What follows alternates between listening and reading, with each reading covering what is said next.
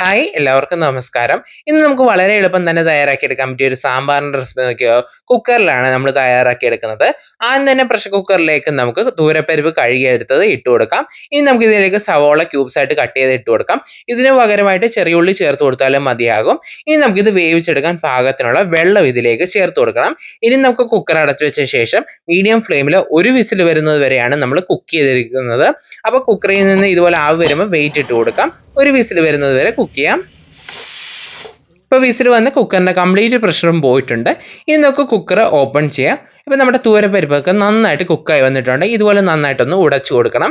ഇനി ഇതിലേക്കുള്ള പച്ചക്കറി കഷ്ണങ്ങൾ ചേർത്ത് കൊടുക്കാം. വെള്ളരിക്ക, ക്യാരറ്റ്, അതുപോലെ തന്നെ ഉരുളക്കിഴങ്ങ്, മത്തങ്ങ, പച്ചമുളക്, തക്കാളി, കത്രിക്ക, ഇത്രയാണ് എടുത്തിരിക്കുന്നത്. ഏത് വെജിറ്റബിൾസ് വേണമെങ്കിലും ഇതിലേക്ക് ചേർക്കാവുന്നതാണ്.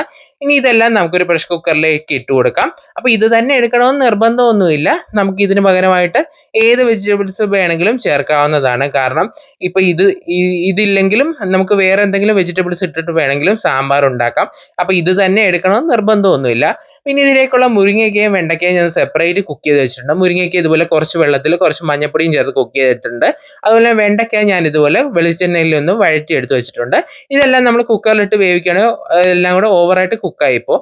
അപ്പോൾ ഇതെല്ലാം ഞാൻ നേരത്തെ കുക്ക് ചെയ്ത് വെച്ചിട്ടുണ്ട്. അപ്പോൾ കുക്കറിലേക്ക് നമ്മുടെ പച്ചക്കറി കഷ്ണങ്ങൾ ഇട്ട് കൊടുക്കാം. അപ്പോൾ നമ്മൾ ഇതിലേക്ക് നമ്മുടെ മുരിങ്ങയ്ക്കയും അതുപോലെ തന്നെ വെണ്ടയ്ക്കയും ചേർത്തിട്ടില്ല. അത് ലാസ്റ്റാണ് ചേർക്കുന്നത്. വേവിച്ചെടുക്കാൻ ആവശ്യത്തിനുള്ള വെള്ളം ചേർത്ത് കൊടുക്കാം. ഇനി ഇതിലേക്ക് ഉപ്പ് ചേർത്ത് കൊടുക്കാം. ഇതിലേക്ക് ഇനി സാമ്പാർ പൊടി ചേർത്ത് കൊടുക്കണം. അതിനായിട്ട് ഈസ്റ്റേൺ തനിനാടൻ സാമ്പാർ പൗഡറാണ് എടുത്തിരിക്കുന്നത്. ഇതിൽ എക്സ്ട്രാ കായം ആഡ് ചെയ്തിട്ടുള്ളത് കൊണ്ട് തന്നെ കായമോ മറ്റു പൊടികളോ ചേർക്കണ്ട എന്നുള്ളതാണ് ഇതിൻ്റെ പ്രത്യേകത. ഇത് വെറൈറ്റി സാമ്പാർ ഉണ്ടാക്കാനും ഒരു പെർഫെക്റ്റ് സാമ്പാർ പൊടിയാണ് ഈസ്റ്റേണിൻ്റെ തനിനാടൻ സാമ്പാർ പൗഡർ. അപ്പോൾ നമ്മൾ സാമ്പാർ പൊടി ഇട്ട് കൊടുത്ത ശേഷം നന്നായിട്ടൊന്ന് മിക്സ് ചെയ്ത് കൊടുക്കണം.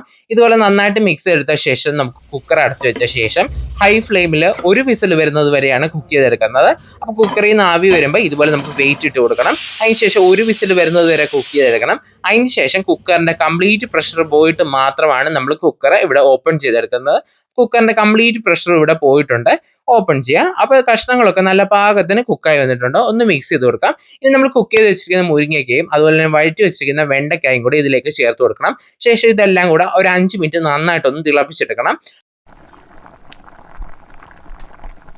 5 മിനിറ്റ് നന്നായിട്ട് തിളപ്പിച്ചെടുത്ത ശേഷം ഇതിലേക്ക് നമുക്ക് മല്ലിയില ചോപ്പ് ചെയ്ത് ചേർത്ത് കൊടുക്കാം. മല്ലിയില ചേർത്ത് കൊടുത്താൽ ഉടൻ തന്നെ ഫ്ലെയിം ഓഫ് ചെയ്ത് കൊടുക്കണം. അപ്പം നമ്മൾ ഇതുപോലെ നന്നായിട്ടൊന്ന് മിക്സ് ചെയ്ത് കൊടുക്കണം. ഇതിലേക്ക് നമുക്ക് താളിച്ചൊഴിക്കാം. വെളിച്ചെണ്ണയിലേക്ക് കടുക്, ഉലുവ, വറ്റൽമുളക്, കറിവേപ്പിലയും കൂടെ താളിച്ചിട്ട് ലാസ്റ്റായിട്ട് ഇതിലേക്ക് സാമ്പാർ പൊടിയോടെ മിക്സ് ചെയ്തിട്ടാണ് താളിച്ചൊഴിച്ചിരിക്കുന്നത്. ഒരു 5 മിനിറ്റ് അടച്ചു വെക്കണം. 5 മിനിറ്റിന് ശേഷം നമുക്കിത് തുറന്നിട്ട് മിക്സ് ചെയ്തെടുക്കാവുന്നതാണ്. അപ്പോൾ ഒരു ടേസ്റ്റ് ബാലൻസിന് വേണ്ടി കുറച്ച് പഞ്ചസാരയോ ശർക്കരയോ ചേർത്ത് കൊടുക്കാവുന്നതാണ്. ഒന്ന് മിക്സ് ചെയ്തെടുക്കാം. അപ്പം നമ്മുടെ ടേസ്റ്റി ആയിട്ടുള്ള സാമ്പാർ ഇവിടെ റെഡി ആയിട്ടുണ്ട്. അപ്പോൾ എല്ലാവരും ഒന്ന് ട്രൈ ചെയ്ത് നോക്കണേ. നെക്സ്റ്റ് റെസിപ്പിയായി നമുക്ക് വീണ്ടും കാണാം.